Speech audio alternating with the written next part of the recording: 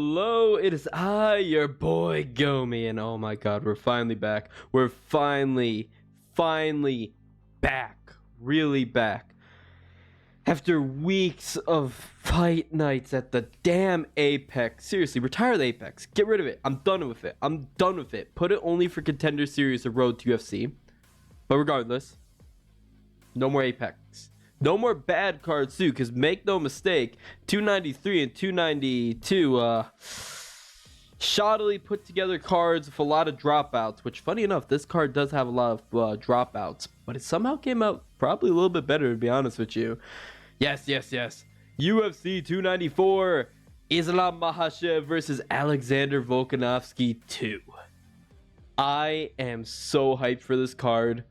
I'm a little annoyed at a few things about this swap out, but regardless, this is a solid card. It's got some solid names, and we're going to be breaking it down today with every fight on the card. Of course, we're going to be starting off with Magomedov versus Bruno Silva. I should probably pull up Magomedov because he's a pretty hot and up-and-coming well, not hot, he's ugly as hell, but he's a pretty big up-and-coming prospect that somehow doesn't have a picture in the UFC. But yes, this guy right here. Yeah, you know, the guy who's honestly kind of a douchebag, not gonna lie. He's kind of an awful human being. Not awful, but he's not a nice guy.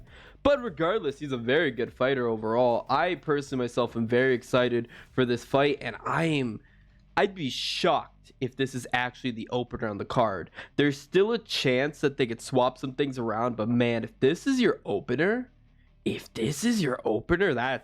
solid. That's really solid. But yes, shout out Magomedov. Despite the Magomedov name, make no mistake, this guy is predominantly a kickboxer. He's got some good submission submission defense ability, and he's decent on the ground, but he does not have a single submission win. He's all knockouts. But Bruno Silva, his main problem is actually going to be submissions. Yes.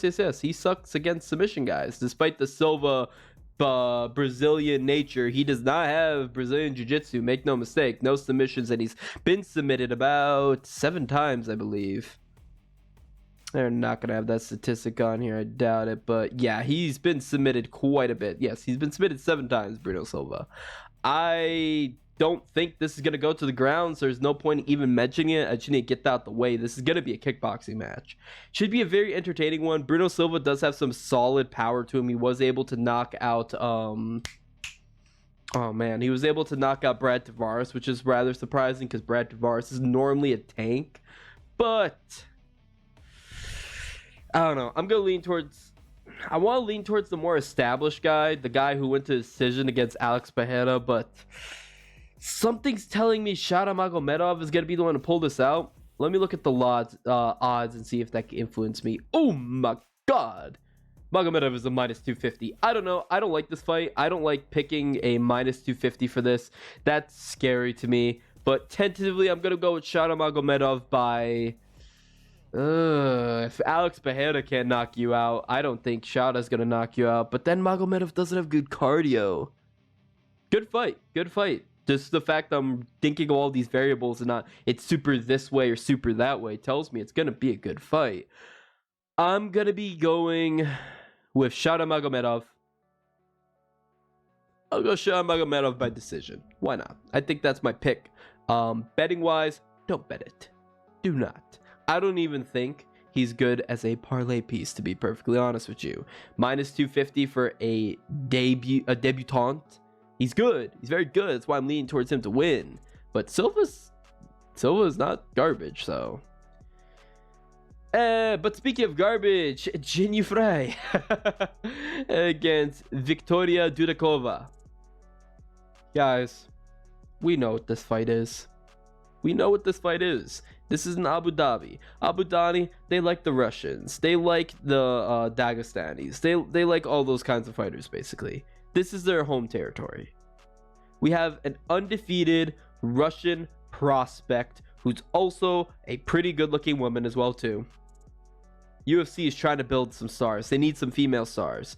What can we do? Let's give her an easy win. Someone coming from the US. One thing to mention, fighters flying from the US or flying like from super far away, they're fighting in Abu Dhabi. Their normal time is usually going to be at like 2 in the morning or something like that. It's insane, and a lot of fighters coming from the US are probably not going to perform 100%, but someone who doesn't really have a good 100% in Ginyu Frey, yeah, oh my god, what the hell did they do to Lisa Reed?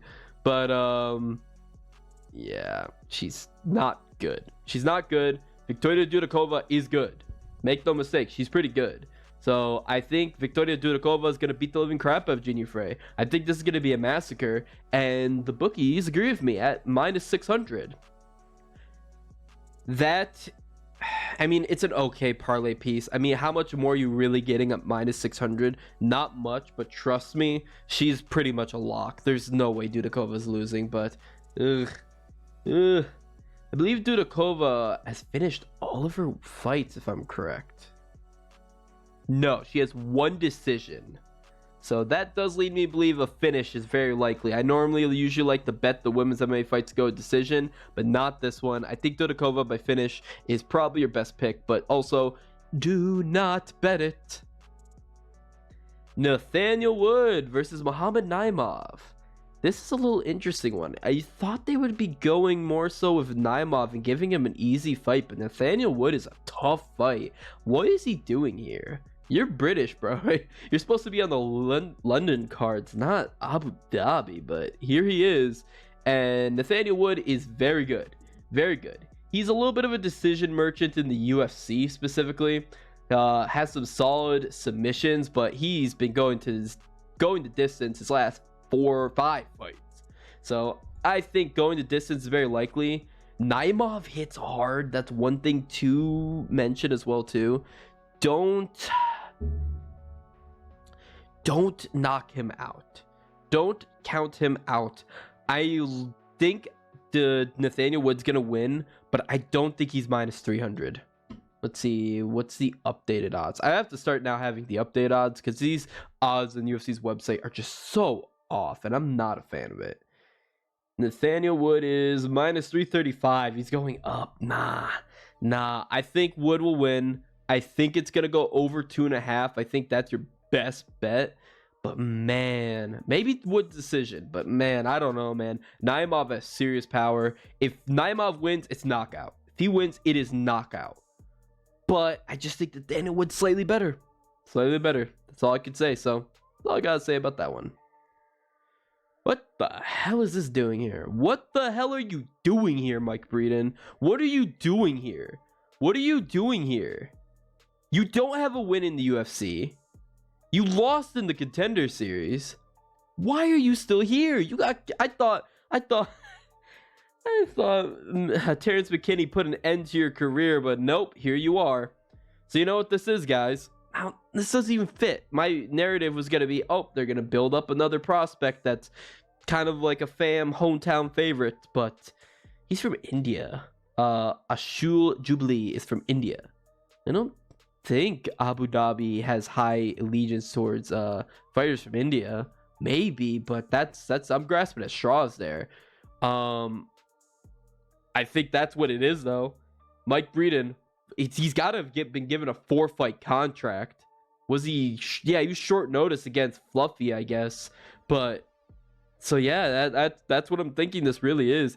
He's just business 4-fight in his contract. The UFC kept him around for just a little bit longer, and now here he is getting marched out to the slaughter against Jubilee, a fighter with some pretty good power, to be perfectly honest with you. He got in through the road to UFC, and he's a solid prospect. He's really big for lightweight as well too. I think he beats Breeden. I think he beats him everywhere. I don't know enough about Jubilee to say how he beats him. I only saw his road to UFC fight, and ultimately Mike Breeden's losing. That's it. He's losing. Jubilee is -340. I don't want to bet that. I don't want to bet that. I don't want to bet that an unknown prospect as well too. I don't even want to say prospect, just relatively unknown fighter. So skip this fight with a burning passion. But I think Jubilee's going to get it done. I take it back. Some of this card's garbage. Sadik, Dumas. I'm not as high on him anymore. Abu Azatar. Homie cycling. Homie is cycling. Homie fights once every couple of years. Yeah, he's only got one fight in UFC back in 2021. And you know I don't like taking guys on long layoffs. Let's look at his last fight before then. Captain Morocco, I like his name. Yeah, that was a loss to Marc-Andre Barrios. Oh my god. Miocic versus Nagano too. Beyond that, 3 years, 2 years. God, this guy's just has too much inactivity. It's probably cycling. That's honestly what it is. But he has too much inactivity for me to honestly be able to pick him. But I'm not a huge fan of Sadik Dumas, mainly due to the fact of how he looked against Cody Brundage and how he lost to Josh Fremd. That's... like, you can't lose to Josh Fremd and have me pick you, man. And he didn't look good against Cody Brundage. I think he was overhyped coming into UFC. Simple as put. I think he was overhyped. Pretty sure the bookies have Dumas, right? Yeah, Dumas. I don't want to pick either guy. Give me Dumas. I guess. Give me Dumas. Don't bet him. I'm not betting him. I'm not betting at minus 208. Get that out of my face. But yeah, I think Dumas is going to win this, honestly, just because Abu's just too inactive. I think he has some pretty good power, but he's cycling. So yeah, no. Oh well. Finally, someone I'm high on. Oh, but look, someone from the US coming to Abu Dhabi with a not that good record, looking to get absolutely fed to a up-and-coming prospect. Yes. Javid Basharat. I'm high in the Basharat brothers. I don't like how they're decision merchants. They really go to this distance a lot. Both of the Basharats. If it's not if it's not a decision, it's usually a submission. Let's see. He had a submission win in the Contender Series for Basharat, and beyond that, 3 decisions in the UFC, all unanimous. I think Basharat's got this. I think they're just feeding Basharat with this fight. They're going to give him some tough competition. And make no mistake, Basharat is Javid Basharat. I got to remember to say Javid, not the other Basharat. Javid is going to lose at some point. He will lose his O, but not to Victor Henry. Simple as that. This is an easy fight to call, honestly. Javid Basharat by decision. I feel like that's the most likely call out for this fight. Victor Henry doesn't really have much. He's an average fighter. He's not bad by any means. He's not bad. He's looked pretty solid in his few of his fights. His last fight particularly was against Tony Gravely. He looked pretty decent. He looked really decent against Barcelos as well too. But it was the fight against Rafael Sunsao. Rafael Sunsao is way over the hill. Victor Henry lost to him? How did you lose to him when he's so over the hill? Nah. Basharat, decision. Give me it to me. If you really want to be safe, though, if you could get a double chance by submission or decision, easy. That's a beautiful parlay piece. He is minus 572, but that is something that's hitting. That's something that's hitting, especially if you sprinkle in submission or decision. You're going to get that probably minus 200, but that's a parlay piece. There's too many parlays on this card. Too many parlays. Mohammad Yaya versus Trevor Peak. I don't know. Mohammad Yaya, he's looked okay. You would think this is, by going by the name Mohammad, you think that's they're trying to feed a guy from the United States, like I've been saying. That might not be the case with Trevor Peak. Trevor Peak is a wild man. He will throw backhands. He will throw faint hammer fists. This man has no technique whatsoever, but he is a dog incarnated. He's got power. He's got speed. He throws. He just wants to go out there and take you out. He wants nothing but to knock you out. I did call him losing to Mariscal. I did call that. I think he beats Yaya. The only fight he had that went to distance was against Mariscal. So I think finish only by Peak is your best pick. He's a slight favorite, only minus 143. Those are some of the best odds in the card for someone who is probably going to win. Mohammad Yaya is just a little too unknown for me to really say, because if you're really technical and disciplined, you can beat Trevor Peak. You can piece him up. But Yaya, I haven't seen enough from him. It's his debut. Is coming off UAE Warriors, so that does tell me he is going to be a crowd favorite. But I think Trevor Peak's got it. I think Trevor Peak has this, and it's going to be by finish. If you really don't want to bet Trevor Peak because you're kind of scared by him, the fight doesn't go. If he loses decision, I don't know. Maybe fight doesn't go distance is your best option. Ultimately, though, I'm leaning towards Trevor Peak. I think Trevor Peak is going to be the more accomplished fighter, and his just crazy unpredictability in which he just goes out there and has a pure desire to just inflict violence. I think that's going to prevail in this fight. So give me Trevor Peak by knockout.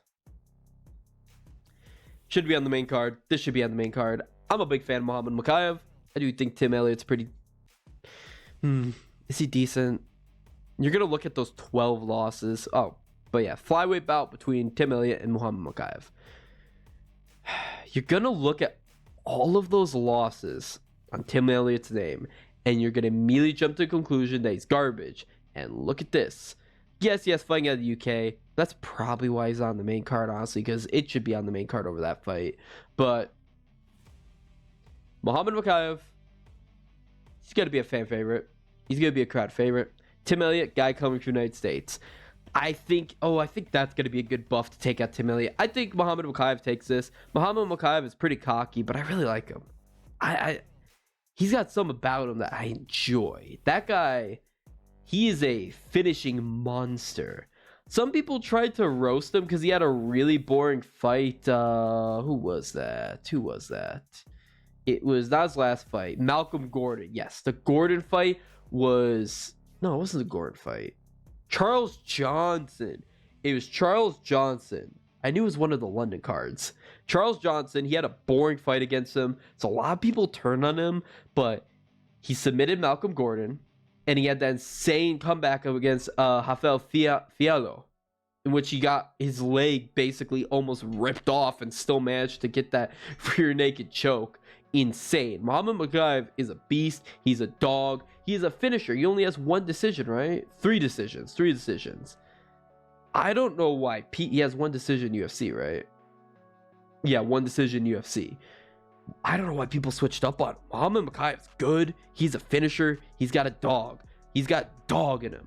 Tim Elliott is pretty solid, because the thing is, if you look at the people beat Tim Elliott, like, he beats these up and coming random dudes. The only people beat him are solid fighters like Nicolou, where else is he? Brandon Royval and Askarov, like Figueiredo. The only people beating him are good opponents, good guys, top guys. He's not getting beat by random nobodies. But I think Mohammad Mkhachev is him. I think Mohammad Mkhachev has a great chance at being champion. To be honest with you, right now at 125, I don't think anybody beats the champ. If Figueiredo's gone, if he's truly gone, I fully believe that Alejandro Pantoja is going to take out everyone in the division. I've seen a lot of people talk about Manel Kape, like Manel Kape's name coming up. Manel Kape is not going to. Manel Kape already lost to Pantoja, and he would lose to him again, because Manel Kape went the distance with a UFC debutant, and he didn't, like he won, definitively won, but nah. And he's ducking Mohammad Mkhachev too. I'm gonna keep saying that. He is ducking Mohammad Mkhachev. Mohammad Mkhachev in the rankings is 11, right? She's 11. Manel Kape was number 10.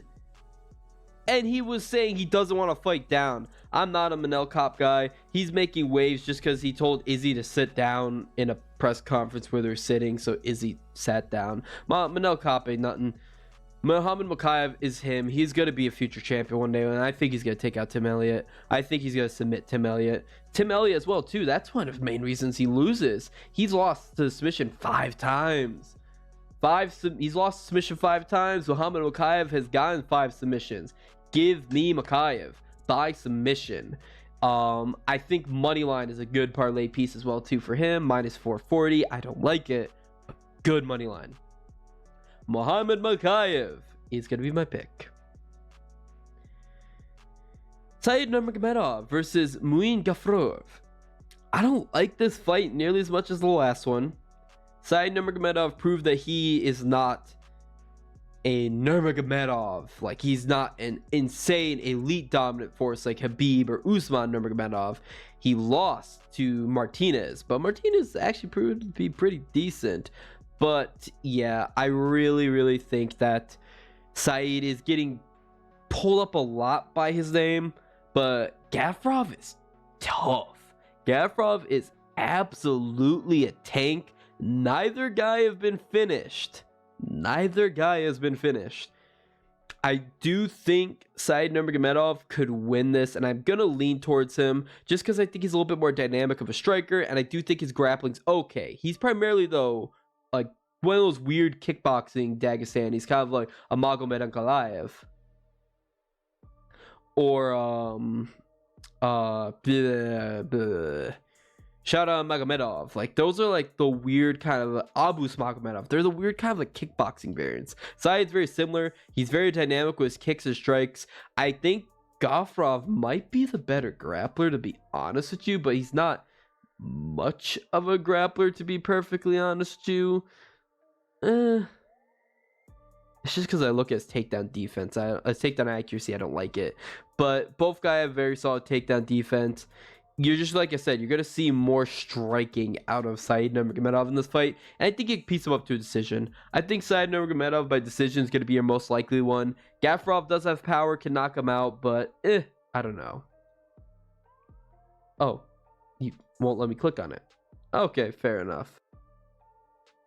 I don't like this fight that much, to be honest with you. But yes, Ikram Aleksandar versus Warlley Alves.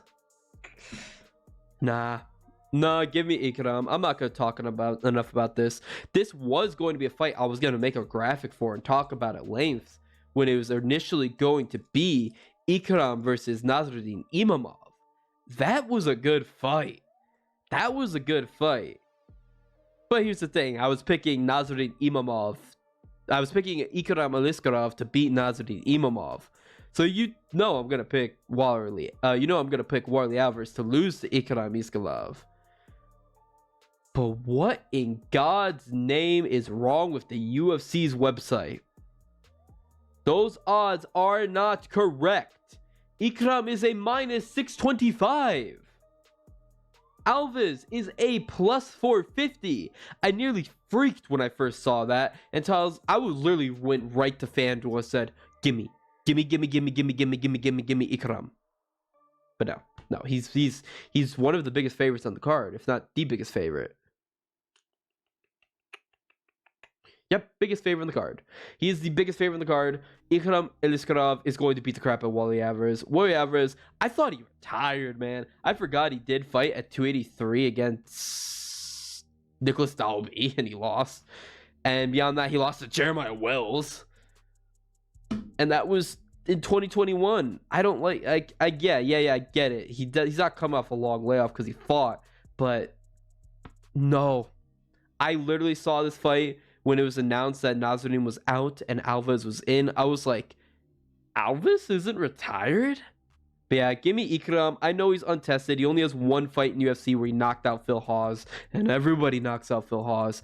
But I think he's ready. I think he's tough. I think he could have taken Costa low-key. I'll be honest with you, when he was initially supposed to fight Costa at 291, part of me was leaning towards Ikram.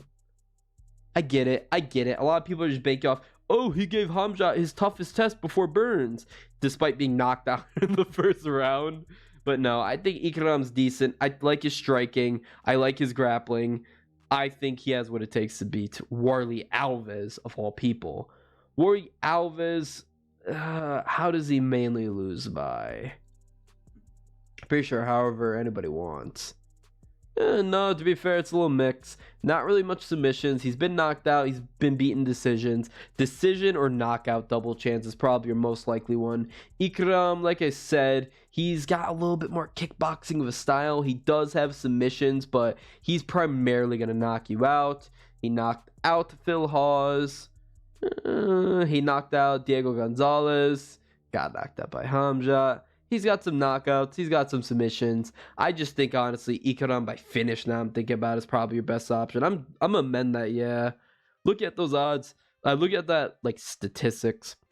Ikram Aliskerov by finish is probably my official prediction. Okay, on to the next fight of the card. And the first one where we have... graphics for... We're going to be having a light heavyweight showdown between Magomed Ankalaev versus Johnny Walker. Ankalaev had a draw in his last fight against Jan Blachowicz. The fight, honestly, he won that fight. I'm gonna be honest with y'all. He won that fight. I definitely think he beat Jan Blachowicz, to be perfectly honest with you. And you guys know I'm a big Jan Blachowicz fan. But yet, he is now being punished by his words against UFC and how pissed off he was, and the fact that he went to a draw when they needed to fill in that vacant light heavyweight title. Still vacant right now, which is hilarious. That title's been cursed ever since Jones left it. But yes, they punished him by having to fight goddamn Johnny Walker. That's that's a punishment and a half. But yes, light heavyweight matchup. Magomed Ankalaev is going to be 31 years old. He has 18 wins, 1 loss, 1 draw, 10 knockouts, 0 submissions. Yep. Like I said, he's one of those hybrid kind of hybrid Dagestani kickboxers. Yeah, kind of. Like I said, he's more of a striker. No submissions to his game.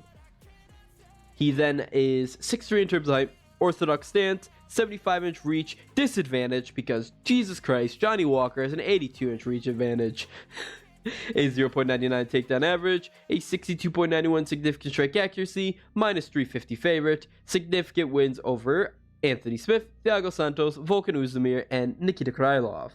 Standing across from him is the ever-dangerous and explosive Johnny Walker, 31 years of age, 21 wins, 7 losses, 16 knockouts, Jesus Christ, 3 submissions, 6'6" in terms of height. Orthodox, I talked about his reach. What in God's name are they feeding you, Johnny Walker?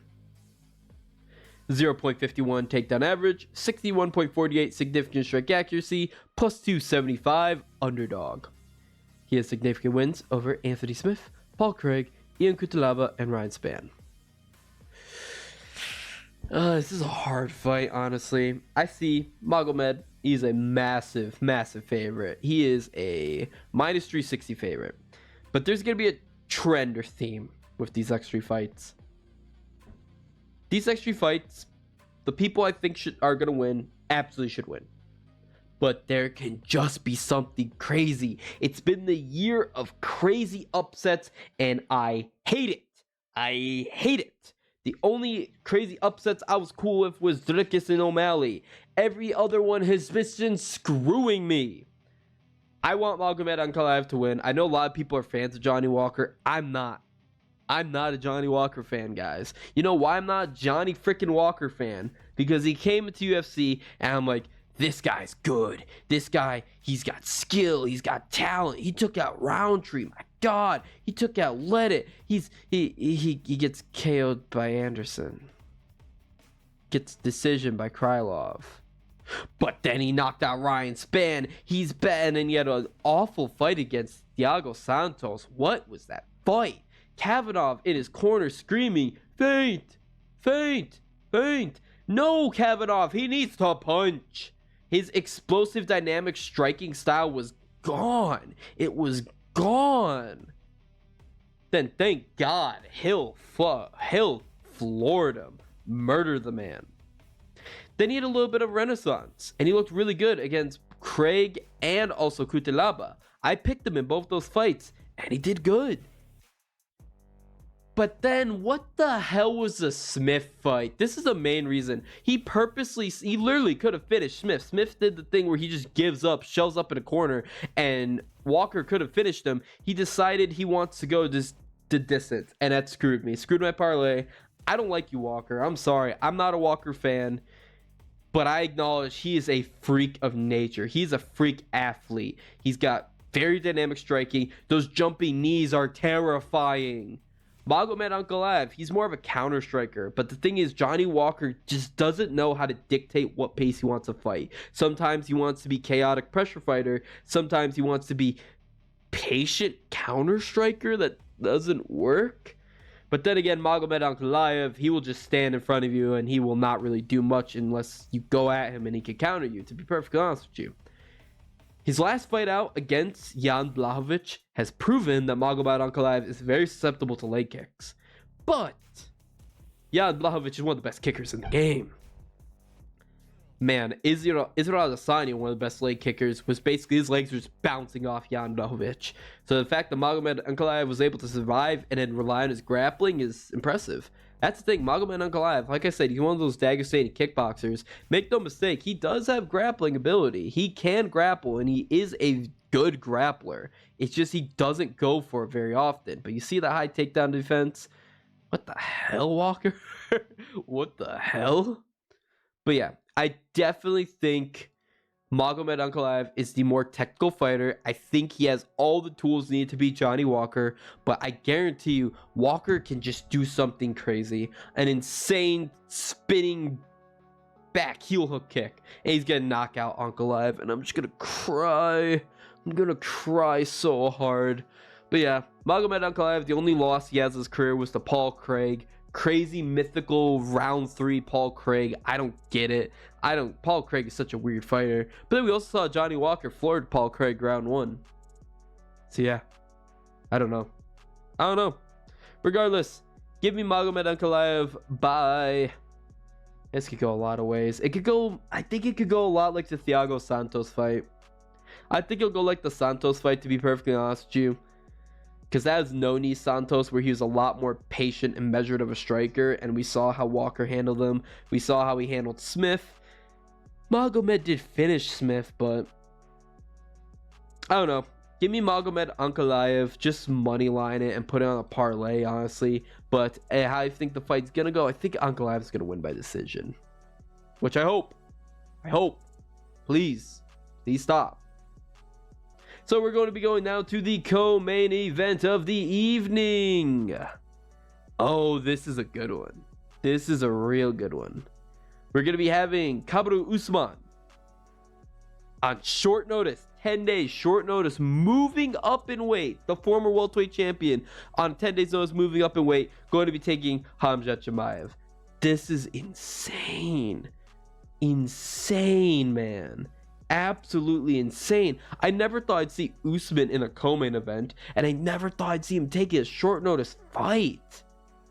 And then Khamzat Chimaev is finally back. I've wanted to see this man fight for so long. Spoiler alert, a lot of people are rooting for Usman because of the short notice, and a lot of people are like Khamzat. I'm a Khamzat fan. I like him better than Usman, and I want Khamzat to win, to be perfectly honest with you. But yes. Let's look at the tail of tape. Usman is going to be leading the dance because he technically is the number 1 ranked welterweight, despite number 1 ranked welterweight versus number 4 ranked welterweight at middleweight for the number 1 contender spot at middleweight. That's stupid. But yes, Khabib Usman is going to be 36 years of age, so he's old. 20 wins, 3 losses, 9 knockouts. God, he has a lot of decisions. 1 submission. 6 foot on the dot in terms of height. He's going to be a switch stance fighter. 76-inch reach advantage. 82.96 takedown average. 64.31% significant strike accuracy. Plus 230 underdog. Significant wins over Colby Covington ×2. I forgot to put that. Jorge Masvidal ×2. Forgot to put that. Gilbert Burns and Rafael dos Anjos, or RDA. Standing across from him is going to be the undefeated phenom Khamzat Chimaev. 29 years of age, 12 wins, no losses, 6 knockouts, 5 submissions. Yes, he only has 1 decision. Beautiful. 6'2" in terms of height. So, I wrote switch stance. The data I get this from lists him as orthodox. He is absolutely a switch stance fighter. We saw in the Burns fight that he absolutely can fight southpaw. He dominant hand is going to be his right, but he uses that as a terrifying southpaw jab, and it's basically a power jab. Same thing Usman does. It's the exact same thing as Usman. So both guys are switch stance fighters. 75-inch reach disadvantage, a 3.98 takedown average, 69.29% significant strike accuracy, minus 280 favorite. He has significant wins over Gilbert Burns, Kevin Holland, The Leech, and GM3. Khamzat Chimaev is big. Khamzat Chimaev is big. This is his true weight class. Kamaru Usman is not a true middleweight. Yes, I know. He wrestled at middleweight. I know he fills out the frame very nicely because, dear God, this man should not look like this at 36 years old. And he should not have acne at 36 years old. But he's clean by UNISADA standards, so. But he is a big, he's masculine, he's powerful. But Khamzat's just bigger. Khamzat's just a big boy. And he looks, I'm sorry, he looks sharp in sparring. So, I think normally this would be a very, very competitive fight that I could actually lean towards Usman, to be perfectly honest with you. Especially going off of how both guys fought against Gilbert Burns. Usman struggled against Burns in the first round. Khamzat Chimaev basically went to war to him, and then Usman was able to get the finish on Burns. But I do think Chimaev won the Burns fight. Usman just won it a little bit more definitively. I feel like the main thing that's really going to be a factor in this fight is just first time up at middleweight, and first time, like, he's get 10 days notice. 10 days notice. Yes, you had the short notice fight against Jorge Masvidal, but Jorge Masvidal already, like, that was short notice. He was already, Usman was already training for Gilbert Burns. I think Khamzat Chimaev is going to win this fight. I think he's going to finish Usman just because of the age, coming off those bad losses to Leon Edwards, short notice, time frame, no camp. Khamzat Chimaev was training to fight a big, powerful Costa. He's an amazing wrestler. I think we're really going to see the wrestling tested. Can he take down Usman too? I don't know. Usman's takedown defense is super good. Only Leon Edwards was able to get him to a really crafty trip. But yeah, I think Chimaev has way more power than Leon Edwards. And he's a very technical striker too. Make no mistake. Khamzat Chimaev, he's got really good striking. He is a good striker. And he's got power. And he's an amazing wrestler. I think the wrestling might negate itself and it'll turn into a little bit of a war. But if it's a war of power, I just think Chimaev's going to be better at this moment. I just think Chimaev's going to finish Usman. I'm not going to lie. I can absolutely see it going distance, though. Absolutely. And I can see a world in which Usman takes him out and, like, kind of, like, fraud checks him. I can see all those as possibilities. Tentatively, I'm leaning towards Khamzat Chimaev. I'm putting him as my parlay piece, and I'm going to go Khamzat Chimaev by knockout. That's going to blow up in my face. As will the main event, more than likely. The main event of the evening is going to be the lightweight title rematch. Islam Makhachev versus Aleksandar Volkanovski. Now, I'm cool with Usman stepping on short notice. I like that fight still. I would like it more in a full camp, but I like that fight, Usman versus Chimaev. I hate this. You had a backup fighter in Mateusz Gamrot. Yes, I get it. A lot of people aren't fans of Gamrot. But you had a backup fighter in Gamrot. Just have Gamrot do it. Just have Gamrot do it. Because I would rather they have saved this for a later occasion in which they're both 100%. Because I was very vocal. I didn't like how they handled the whole first fight, which it wasn't promoted well. This fight's not getting promoted as well too. It made headlines because of the short notice replacements, but still, it's barely getting promoted. I only just started seeing promotions about it on Sunday. No, actually Saturday. But still, the first fight was not promoted. The first fight, Islam easily won.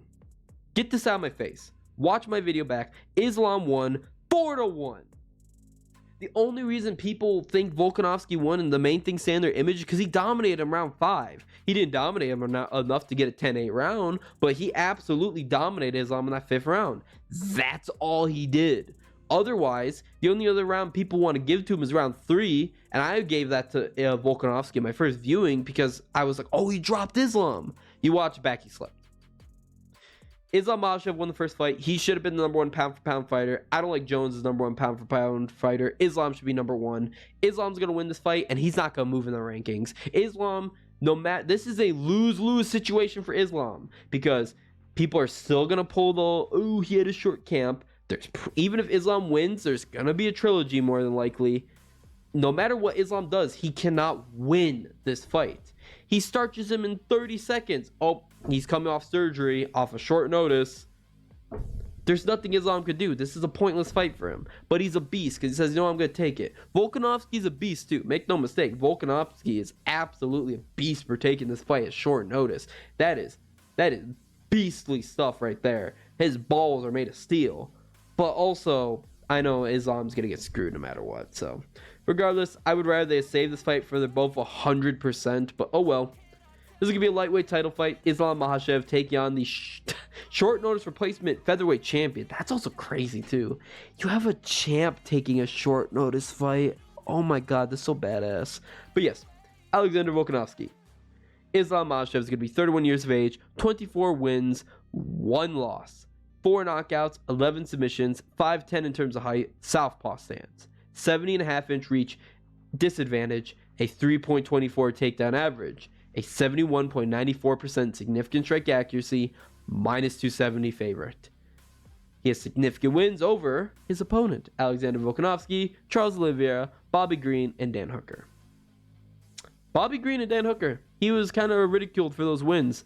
Those wins are aging very nicely, aren't they? Yeah, didn't Bobby Green just take out a almost undefeated prospect? The guy was 20-1. Didn't Dan Hooker take out your precious Jalen Turner? And we were roasting Islam for his record. But that record right now, that looks pretty spicy to me. 2 top 15 pound for pound guys. But yes, Volkanovski. Speaking of guys with also really good records as well too. I gotta give his props too. Volkanovski is 35 years of age. 26 wins, 2 losses. 13 knockouts, 3 submissions. He is 5'6" in terms of height. Fellow short king. Orthodox stance, but orthodox stance with an asterisk. He can switch stances pretty nicely. 71.5-inch reach, disadvantage, or advantage, forgive me. I always forget. How does this man always have the reach advantage? A 1.86 takedown average, a significant strike accuracy of 60.18%, a plus 220 underdog. Significant wins over Yaya Rodriguez, Max Holloway 3 freaking times, TKZ, and Brian Ortega. Brian Ortega's still even fighting. Why is he still ranked number 3? Regardless, this is a solid fight. No matter how it is, short notice, wherever, at the end of the day, this is a very good fight because this is the highest level of mixed martial arts. You don't get this in boxing. It's been said before, but am I wrong? Am I wrong? Do you get this in boxing? No. Islam Makhachev is coming off that last fight against Volkanovski. It's fresh in his mind, and he didn't do it probably as good as he liked, but he still did really good. A lot of it comes down to a lot of people expected Islam to take him out like that. I knew from the start it was never going to be that. You got to put respect in Volkanovski's name. Him getting finished, it has to be under very rare circumstances for him to get finished, to be honest with you. Like these, currently right now. But yes, Islam Makhachev is extremely technical fighter. He's a really good Dagestani hybrid striker, grappler kind of guy. A lot of people think Islam is only really a grappler. That's really what people think. But in all actuality, Islam primarily is a striker, and he beat Volkanovski striking, not grappling. He has, make no mistake, I want to say primarily, he's amazing grappler as well too, with most of his wins by submission. He's just such a very well-rounded fighter in all honesty. But so is the guy standing across from him. Predominantly a striker, but guess what? He can grapple, he can submit you, but he primarily, if he takes the ground, he'll ground and pound you. Look at how he beat Yaya Rodriguez, which is so impressive to me. Yaya Rodriguez is a hard guy to finish. Volkanovski finished Yaya Rodriguez, took him down, and just ground pounded the living hell out of him. Amazing. But this fight's all soured because here's the thing. He's coming off surgery, fixing his arm. 10 days notice, no camp, up a weight. It's not like his last fight was 155. He went back down and tried to acclimate his body back to 145. Now he's going back up to 155. And it's not like him being a fit 145. It's more so probably he's coming off the couch, cuts a little bit of weight, boom, 155. I don't like that. And honestly, these are the chances where I see Volkanovski get finished. I thought the first fight was not, I did say submission for Islam, but I feel it's more likely this time. It could still go distance. Who knows? But keep in mind, Islam also has Khabib in his corner this time. I feel like that's going to make a big factor because Islam, as skilled and technical as he is, ultimately, he's a blade. A sharp, pristine blade. But what is a blade without a holder, a wielder? He needs a good coach like Khabib in his corner, but you put Khabib in his corner, this man's not invincible. Look at what he did to Charles Oliveira. I feel he'll probably be able to do the same to Volkanovski this time.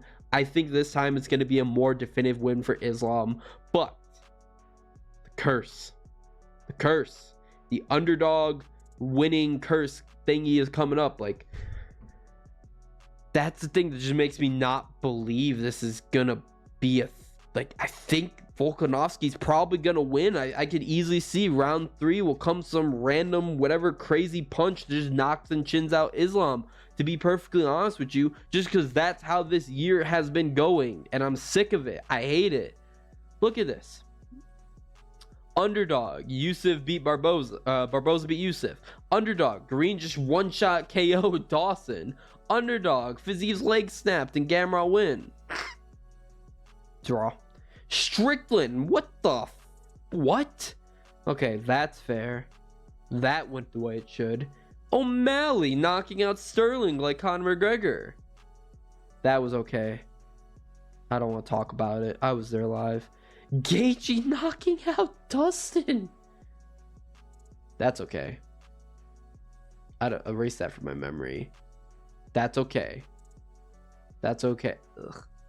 Okay, see, like some of these are just insane, man. I don't know, and I don't like it. So I'm getting a bad feeling. I'm getting bad vibes about this fight. And you know I'm gonna make the best bets video. I'm gonna be wrong again. I'm wrong on all those best bets videos, and I shouldn't be, even though I'm picking the massive favorite. So I don't know. Give me Islam Makhachev. I think Islam Makhachev by finish, either knockout or submission, is going to be my official prediction. But I absolutely could see some weird world where Volkanovski does this. He does this. He's one of the greatest of all time. He's top 5 competition. He's like listed in the top 5 greatest of all time. Probably top 3. He might overtake Anderson Silva or Mighty Mouse, in my opinion. Regardless, I think this should be a solid fight. I'm a little bit more excited for the co-main event, to be perfectly honest with you, just because I just don't like this fight being short notice. Why didn't you just get Gamrot? Oh well. Regardless, some good fights are coming. This has been your boy Gomi. Please be sure to let me know what you think in the comment section down below, and bye-bye.